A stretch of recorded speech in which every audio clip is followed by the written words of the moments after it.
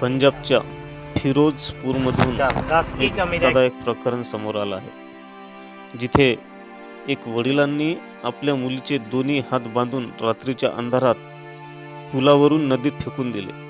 त्या क्षणापर्यंत सर्वांना वाटत होते की मुलगी मेली आहे. तुम्हाला पूर्ण व्हिडिओ आम्ही नक्की दाखवू, पण आधी सांगतो, या मुलीच्या हत्येच्या आरोपात वडिलांना पोलिसांनी अटक केली होती.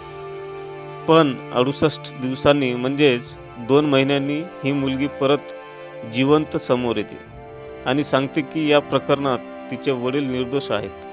उलट तिच्या आईनेच वडिलांना उचकावलं आणि आईच्या उचकावल्यामुळे वडिलांनी तिचे हात बांधून तिला नदीत फेकलं. पहिले हा व्हिडिओ पहा आणि पुढची कहाणी ऐका. दस की कमी रह गई प्यार ਤੇ ਫਿਰ ਇਹ ਕਾਲ ਮੁਕਾ ਦੋ ਕੀਤਾ ਦੱਸੀ ਦੱਸਦੀ ਨਹੀਂ भराए का फोन चल भराए ने भी चलो तो चलो करो चलो चलो नहीं जान दे तेरा ਲੋਕ ਜਾਣਾ ਇਹ ना ना ना फोन तो पहले कहने बचाए ना इन्हें। ਵੱਡਿਆ ਰਿਹਾ चल मर मरन दे बाय बाय प्रीता चल पाले पास हाय प्रीता बाय बाय प्रीता मर गई है अस्से सकती है दोवां जियां ने प्रीत डैडी जान दे मम्मी प्रीत क्यों ਕੀਤਾ ਇਹਨੇ आ देखो जी मैंने कलपाई जांदी है मैं भी चली प्रीत डैडी मैं भी चली तू दूजियां नहीं सामणियां चल प्रीत डैडी आ देखो हुण किवें रोंदी पई ओने साडी लाज कोई नहीं सरकी प्रीत डैडी मैं भी चली ਉਹਦੇ ਨਾਲ ਕਿੱਥੇ ਗਈ ਜਿਹੜੀ ਮੇਰੀ ਕੁੜੀ प्रीत डैडी सच्ची प्रीत डैडी लाला राय कोण हाय प्रीत हा सगळा प्रकार 70 दिवसापूर्वी रात्रीच्या काळोख्यात घडला. तपासात समोर आलं की वडिलांना त्यांच्या 17 वर्षाच्या मुलीच्या चरित्र्यावर शंका होती, त्यामुळे ते तिच्यावर सतत कडकपणा करत होते. शेजाऱ्यांनी सांगितले की वडील मुलींना मारहाण करायचे.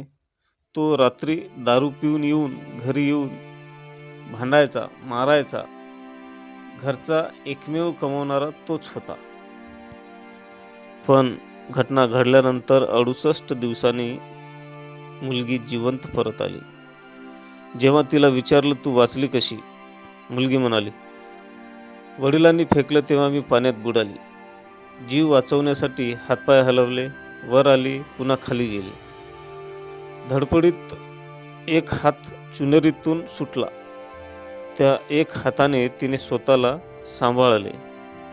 पाण्याचा जोर खूप होता. ती पुढे वाहत गेली. खाली असलेल्या एका लोखंडी रॉडला तिचा डोका लागला. तिला वाटलं काहीतरी पकडायला मिळेल.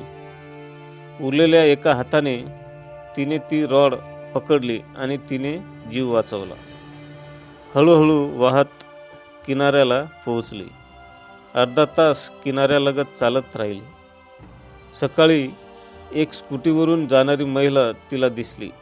महिलेने तिला शाल दिली. विचारलं, काय झालं? मुलीने फोन मागितला आणि आपल्या ओळखीच्या व्यक्तीशी संपर्क केला.